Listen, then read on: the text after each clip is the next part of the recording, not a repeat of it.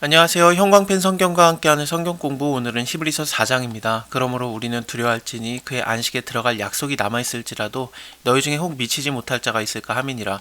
저번 시간에도 광야에 들어가는 것을 예를 들면서 40년 동안 지나갔던 이유는 결국엔 약속의 땅 가나안 땅에 들어가는 건데 못 들어간 거잖아요. 그 안식의 땅에 못 들어간 것처럼 너희도 들어갈 것이다 라는 그 약속이 우리에게 있을지라도 혹 미치지 못할까, 거기에 도달하지 못할까, 그렇게 두려워하라는 겁니다.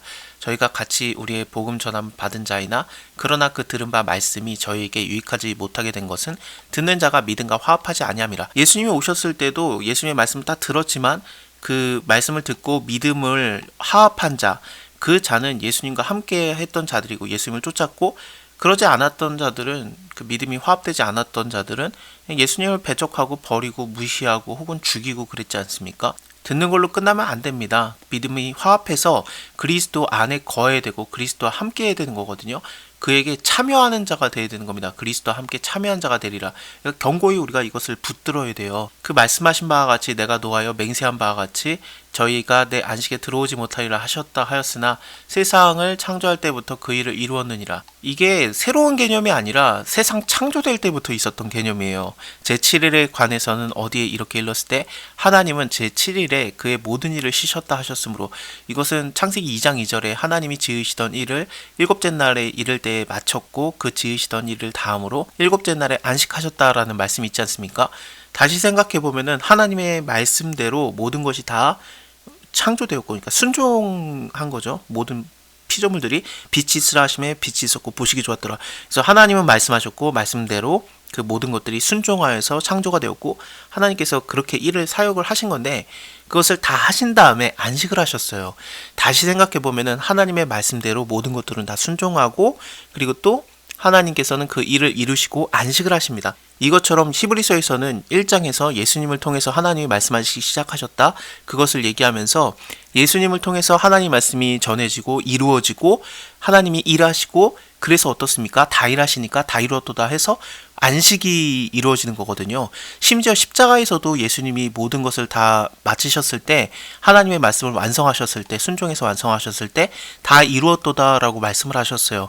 그리고 나서 바로 안식일이 옵니다. 이런 것들이 굉장히 재밌습니다. 물론 좀 저만 재미있을 수도 있습니다만, 어쨌든 하나님께서 말씀하시고 말씀대로 다 이루어지고 또 순종하고, 그렇게 되면은 하나님의 일이 다 완성되었기 때문에 다 이루었도다.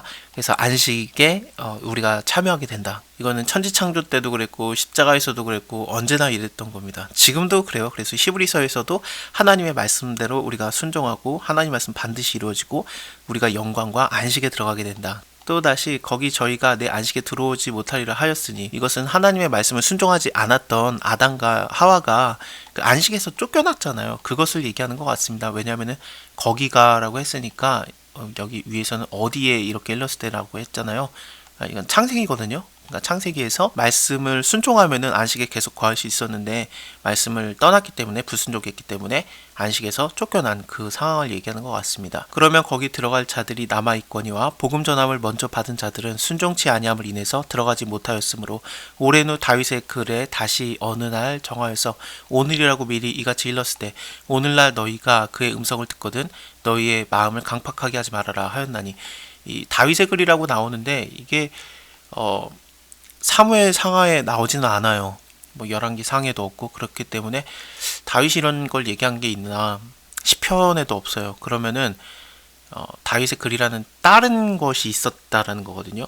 얼마든지 그럴 수 있습니다. 지금 현재는 없어졌지만 어떤 다른 그런 책이 있을 수 있어요. 성경 외에 다른 게 있다라고 말하는 게 아니라, 뭐 예를 들면 열왕기 상하에 너희가 그 일들은 그 열왕들의 책에 기록되어 있지 아니하였느냐, 그거 읽어봐라, 그런 식으로 그냥 끝내는 경우가 굉장히 많아요. 그렇게 생각할 때 분명히 다른 책들이 있었던 거거든요. 다윗의 글도 있었을 텐데 지금 현재는 없어졌다고 보는 게 맞는 것 같습니다. 혹은 뭐 외경에서 이 글을 따왔다라고 하면서 외경을 좀 존중해줘야 된다, 그런 식으로 얘기도 하는데 그런 건 좀 어려워요. 외경 자체를 인정해줘야 되느냐, 글쎄요. 일단은 하여튼 내용이 중요한 거니까 오늘날 너희가 그의 음성을 듣거든 너희 마음을 강팍하게 하지 말라. 이거는 구약에서 굉장히 많이 나온 이야기 같지 않습니까? 3장에서 얘기했던 거를 그대로 또 인용하기도 한 거고 그렇습니다. 오늘날 너희가 그의 음성을 듣거든 노하심을 격동할 때와 같이 너희 마음을 강팍하게 하지 말라. 이 얘기가 또 위에도 있었어요. 오늘날 너희가 그의 음성을 듣거든 노하심을 격동하여서 광야에서 시험하던 때와 같이 너희 마음을 강팍하게 하지 말라. 그렇습니다. 그래서 지금 3장, 4장에서 계속해서 말하고 있는 거는 뭐냐면은 하나님께서 예수 그리스도, 하나님의 말씀 자체를 너희에게 주거든 너희가 그것을 강박하게 안 받아들이지 말고 예수와 함께 거하라라는 뜻입니다.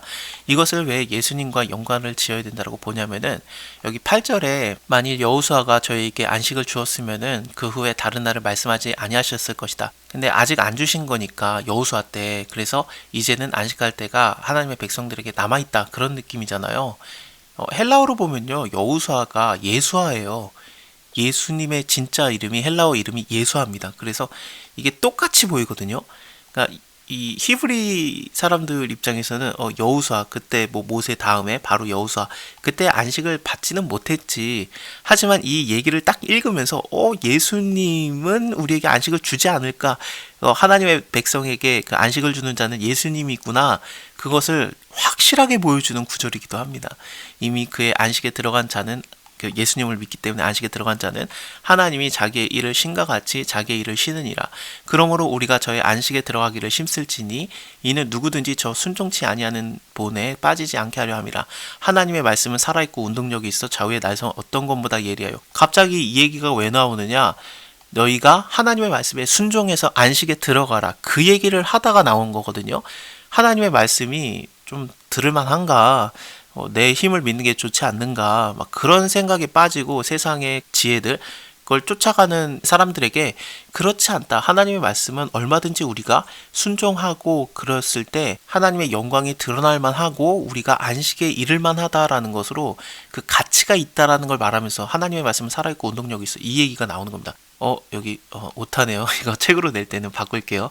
그렇습니다. 여기 좌우의 날성 어떤 것보다 예리하고 혼과 영과 관절과 골수를 찔러 쪼개기까지 하며 또 마음과 생각과 뜻을 감찰하나니 지은 것이 하나라도 그 앞에 나타나지 않음이 없고 오직 만물이 우리를 상관하는 자 눈앞에 벌거벗은 것 같이 드러나도다. 우리가 하나님의 말씀 안에 서면은 하나님 앞에 쓰면은 그냥 나의 모든 죄라든지 그런 생각들 하나님의 말씀을 믿지 못하는 것들 그래서 하나님의 말씀과 연합되지 못하는 것들이 그냥 발가벗겨진 것 같이 드러나 버리거든요. 그리고 그 말씀이 나를 수술시켜요. 골수를 찔러서 쪼개기까지 하고 관절도 그렇고 영과 혼을 뭐 쪼개고 우리의 마음과 생각을 다 감찰하고 있기 때문에 그렇습니다. 그래서 하나님이 나를 바라보시고 있고 나를 다 아시는데 지으신 것이 다 하나님 앞에서 드러나는데 만물이 다 그 앞에 드러나는데 벌거벗겨진 것처럼 드러나는데 나의 죄들 나의 힘든 것들이 그냥 하나님의 말씀 앞에서 다 수술을 받는 겁니다. 그러므로 우리 큰 대제사장이 있으니 승천하신 자 곧 하나님의 아들 예수시라. 우리가 믿는 도리를 굳게 잡을지어다. 우리에게 있는 대제사장은 우리의 연약함을 채울지 아니하는 자가 아니요 모든 일에 우리와 한결같이 시험을 받은 자로 돼 죄는 없으시니라. 예수님께서는 우리가 어떤 상황인지를 정확하게 경험으로 아시는 분입니다. 그렇기 때문에 그냥 넘어가시지 않아요.